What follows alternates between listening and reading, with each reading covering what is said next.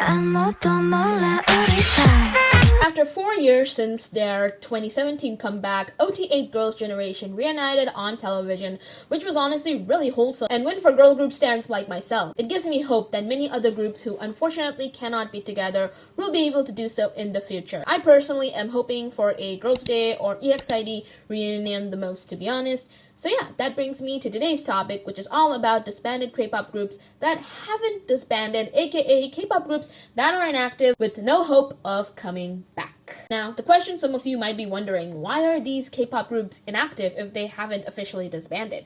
You see, originally in K-pop, we had this thing known as slave contracts, where a K-pop trainee usually signs a contract with a K-pop company as young as, let's say, 12 or 13, and then for the next 13 years or so, the company poses a lot of restrictions on the idol and treat them absolutely horribly without even compensating them for it. So yeah, what a way to exploit these young trainees at the rare chance of them making it as an idol. However, this changed due to TVXQ, where 3 members took SM Entertainment to court claiming their 13-year-old slave contract was too long, restrictive, and didn't give them any profits from the group's activities. Due to this, South Korea's Fair Trade Commission made a new rule that entertainment contracts can only be for 7 years.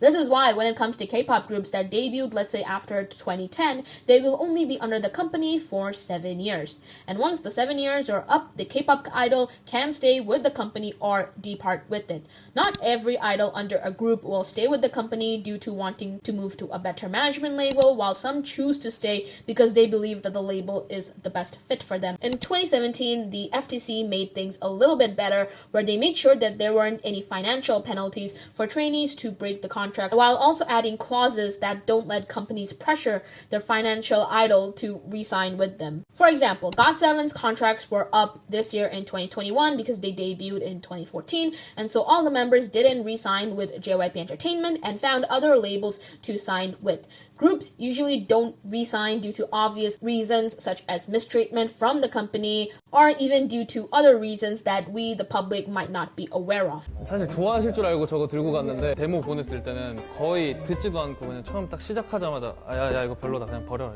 However, if an idol leaves a company, let's say how Tiffany, Sooyoung, and Sehun did in 2017, it doesn't mean that they have left Girls' Generation unless they mention so. There are now cases of members still being part of a group despite the members being in different labels. Like for example, 2PM's Taecyeong is no longer in JYP. However, he was able to come back with the entire group this year. But in many cases, when majority of the idols from one group are in different labels, that's when things get a little bit tricky for them to get together and release music together. This is usually because the members are busy with their own side projects, from acting to doing musicals to recording their own solo albums and being on variety programs. So it really becomes difficult for all the members to get together to have a comeback, as their schedules just don't match. Whereas when you're under a label, you'll notice that not all individual members have really time-consuming activities. Maybe 1 or 2 members are acting in dramas or having photo shoots, but the entire group isn't like busy with, time-consuming activities. Also, when you're a new up-and-coming idol, your goal is to be with your group and do activities with your group and promote your group. However, when you have been in the industry for many, many years and you're like a senior idol now, then you get a bit more freedom to do the things you really want to do and not just stay by your group and just do group activities. Also, preparing for a comeback takes lots of time, from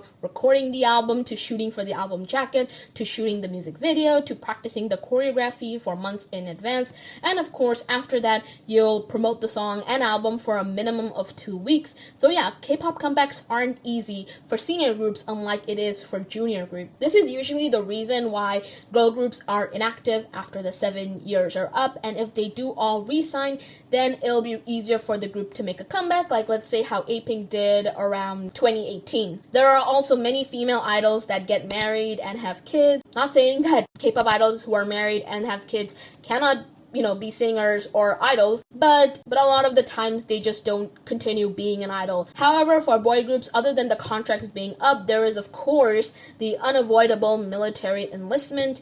In South Korea, men who are between the ages of 18 to 28 have to perform compulsory military service, and usually when they are around 28 is when they are asked to enlist. And this is why, despite 2 p.m. having majority of the members resign minus Taekyung, they were inactive for 4 years because they were busy serving in the military. However, with the end of military enlistment, the group was able to come back in 2021, 5 years after their previous comeback in 2016.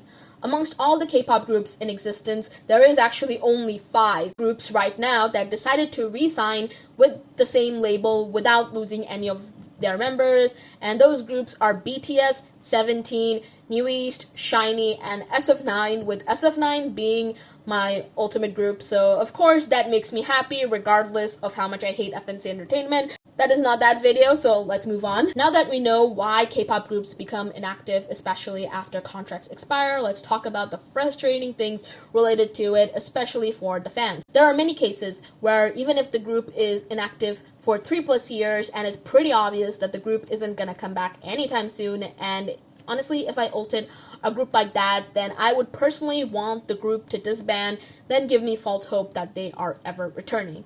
I know that sounds really harsh, and I mentioned earlier that maybe the members are trying, but it's not possible due to the label changes and the members' individual activities. But I guess I like an honest answer rather than false hope that they will come back in the future. Sure, the group can reunite after many years like how SES did 15 years after their disbandment, but in some cases, when it's obvious the group isn't going to come back at all, like After School, FX, BAP, Unique, to name a few, it'd be best to not string the fans along for any longer and let them move on and not give them any false hope, only for them to be disappointed as they wait for many more years and still no comeback or no activity of the group. However, my opinion isn't end all be all, and I'm not saying that all groups should disband ASAP after contracts are up or when they leave the company, like kind of how G-Friend did, but maybe they should give the fans a proper or honest answer on the group's future, especially when many years have passed and the group hasn't done anything. And then you have groups like Laboum and CLC where it seems that the company is doing nothing with them, and even if they want to be active, they just can't because the company.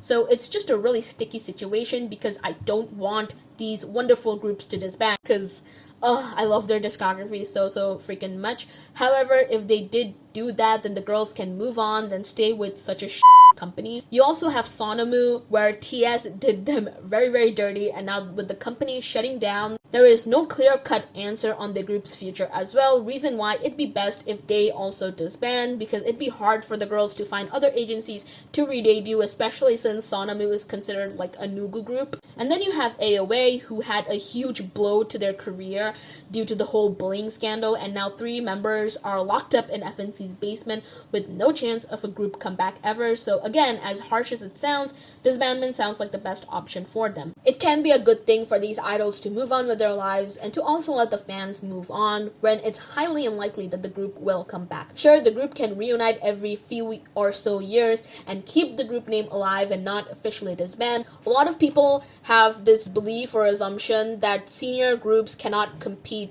with the newer groups because their fans have left them and these newer fans only care for the new generation of K-pop idols and groups. However, I don't think that's true because these idols and groups are very much established and very well respected. Like, these groups are your faves.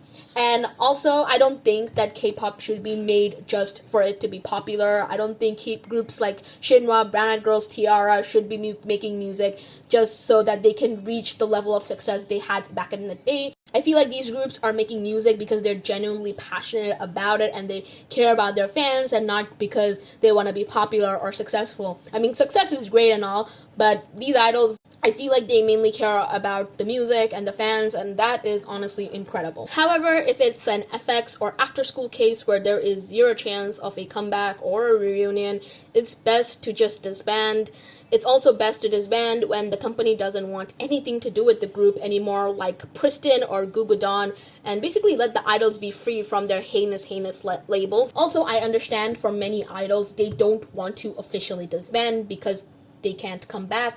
I get that they are attached to the group and so they don't want it to officially end. In a 2018 interview, FX's Krystal revealed that timing for the group never worked out and they really tried hard, however it wasn't possible. She says she apologizes to the fans and that she is deeply frustrated about this situation. So even if the group wants to desperately come back, they can't because timing is very, very crucial. And then you have Girls' Day Yura, who also said in a 2018 interview that the group has a great relationship with one another and the girls are always talking about making a comeback. And in 2018, none of the members resigned, but they also didn't officially disband. Yura also added that hearing about groups that disbanded in the same year that Girls' Day debuted, such as Miss A and Sister, made her feel really depressed and that she doesn't wish the same fate for her group.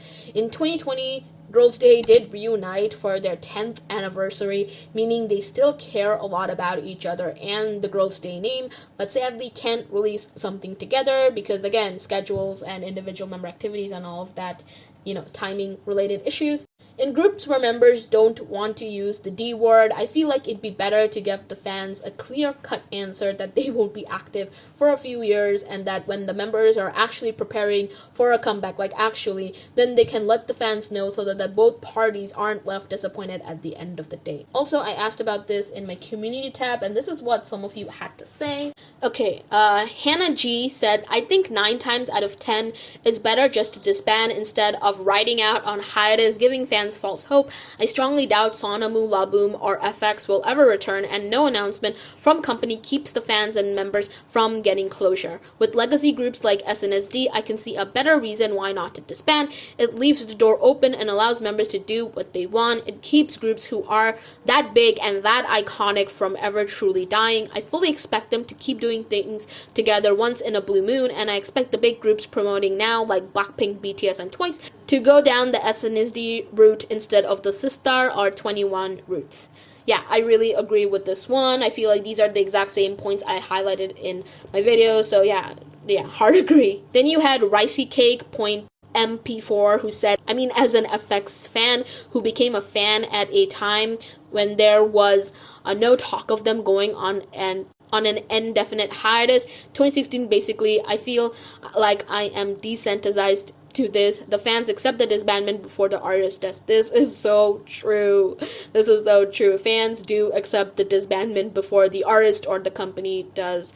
And I feel like it's best if groups that haven't had a comeback in like a really, really long time without any mention of it from the company or the members. It's just best if they disband rather than give fans, again, false hope. Then you have Silver Wushin who said groups like Unique, since it has Chinese members who cannot promote in South Korea due to the political tense, it's better to say that they are disbanded even if they still have the Unique member bio. It didn't give any advantages. They had to rely on themselves rather than the group's name. So I think it's better to say the group is mostly disbanded since no group activities for a year have to mean something. Yes, I agree on that too, because nowadays people don't know Unique. They know Wang Yibo, they know Woods, but they don't sadly know them from Unique. So yeah, I agree on that. But yeah, that's it for me. Thank you so much for watching, and hopefully I'll see you in the next video. Bye-bye.